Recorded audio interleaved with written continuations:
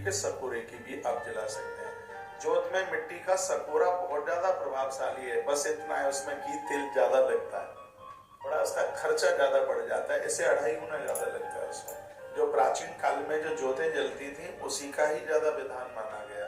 उस समय कलश भी वही मिट्टी का कलश और जोत भी वो मिट्टी का सकोरा, जानते हैं आप, ऐसा होता है बड़ा वाला देवला जैसा। अब के बार हमारे जन्मदिन पर गौशाला में हजारों ऐसे मिट्टी के सकोरे जलाए गए दीप में, तो उसमें उसका खर्चा तो 2.5 गुना ज्यादा बढ़ जाता है, लेकिन वो बड़ा प्रभावी होता है। इसमें कुछ बातें मैं जोत के बारे में बताऊंगा। एक तो जोत सीधे जमीन पर मत रखिए, उसको नीचे आप गेहूं चावल नीचे बिछा करके उसके ऊपर उसको आप जोत को रखें। जो आप जोत जला रहे हैं उसका स्थान अग्नि कोण दीजिए। अग्नि कोण जैसे कलश का स्थान ईशान कोण है, तो जोत का स्थान है अग्नि कोण, यानी आपके दाहिने हाथ पर। बाएं हाथ पर कलश हो गया, पूरब की तरफ मुंह करके आप बैठे हैं तो बाएं हाथ पर तो कलश का स्थान हो गया, दाहिने हाथ पर जोत का स्थान हो गया। नीचे चावल बिछा लीजिए, गेहूं। ऐसे जोत में चावल से भी गेहूं ज्यादा प्रभावशाली है। गेहूं जानते हैं, कनक, जोत के नीचे कनक, कनक बिछाइए गेहूं। गेहूं के अभाव में आप उसमें चावल बिछा सकते हैं। उस गेहूं या चावल के ऊपर वो देवला रख दीजिए। जब आप वो जोत जला रहे हैं तो एक जोत हल्की सी और बिना जली हुई पास में रख लें। कभी आपको जोत संभालनी होती है तो छोटी जोत को पहले उससे जला करके रख दें, क्योंकि जोत को संभालते समय यदि जोत बुझ भी जाती है और बगल वाली यदि जोत जल रही है तो वो जोत खंडित नहीं मानी जाती। ज्यादा तरह से उसमें फूल वगैरह आ जाता है तो उसको संभालते समय वो कभी कभी बुझ जाती है।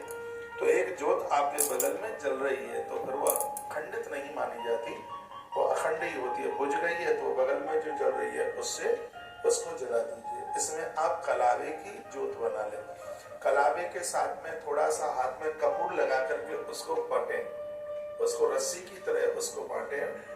वो जोत कभी बुझती नहीं है। कलावे को आप इस तरीके से गूंथें जैसे पुराने काल में रस्सी को गूंथा जाता था। जिस प्रकार से माता जब अपनी चोटी करती थी तो पहले 3 लड़े लेकर गूंथ करके बाद में 2 हो जाती, इसी तरीके से कलावे में, कलावा भी 2 तरह का आता है, एक आता है सूती आता है और एक रेशम का आता है। रेशम का जलाओगे तो उसके ऊपर फूल पड़ जाएगा, और इसको आप कॉटन का आप लेंगे उसमें थोड़ी आप रुई का भी प्रयोग कर सकते हैं। उस प्रकार से उसको आप बट करके उसको बना करके फिर आप उसको जलाइए। 3 तरह की इसमें जोत जलती है, एक शुद्ध घी की जलती है, एक तिल के तेल की और एक सरसों के तेल की इसमें जोत जलती है। तीनों का प्रभाव मैं बता देता हूँ। इसमें वो बीच में आप घी की जोत रखें, बीच में बाएं तरफ सरसों की रखें और दाहिने तरफ तिल की रखें, क्योंकि दक्षिण की तरफ पितरों का स्थान होता है।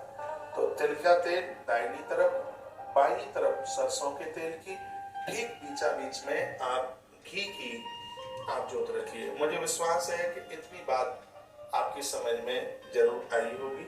जब बत्ती को आप संभालते हैं तो लेट बाथरूम करके नहीं, स्नान करके। यदि आप टॉयलेट लेट नहीं गए हैं तो आप कुल्ला करके हाथ पांव मुंह धो करके आप जोत को आप संभाल सकते हैं।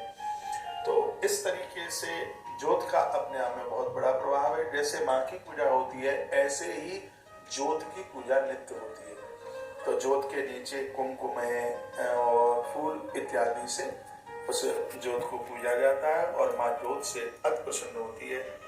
उसकी एक चिमटी पास में बिल्कुल रखिए, बुझे नहीं, पंखा चल रहा है तो उसके ऊपर उसका एक ढक्कन सा भी आता है, उसको भी आप रख सकते हैं।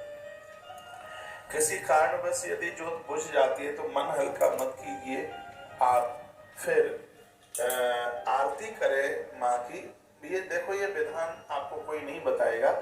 आप माँ की आरती उतारे और जो आपने आरती में जोत जलाई है उस जोत के द्वारा यदि जोत बुझ गई है तो उसको आप जला दीजिए। आपको जोत बुझने का कोई भी किसी भी प्रकार का दोष नहीं लगेगा। एक बार जयकारा भगवान के नाम का लगाएं। बोलो बांके बिहारी लाल की जय हो, हनुमान जी महाराज की जय हो। आपने अपने घर में जोत जलाई है तो ये बहुत ज्यादा अपने आप में प्रभावशाली है। जोत की महिमा तो है ही, दिए की बहुत। एक कर्म साक्षी देव है, कर्म साक्षी देवता। कहीं किसी कारणवश सपोज आपको घर से जाना पड़ रहा है बाहर, तो वहां किसी को छोड़कर किसी की ड्यूटी लगा करके जाइए, क्योंकि जिस घर में अखंड ज्योत जल रही होती है उस घर को सूना छोड़ के जाया नहीं जाता। इसमें थोड़ी सी आपको इसमें थोड़ी दिक्कत सी हो सकती है। रात्रि के समय में आप ज्योत के पास में ज्योत के पास में वहीं अपना बिस्तरा लगाइए, ज्योत का ध्यान रखिए।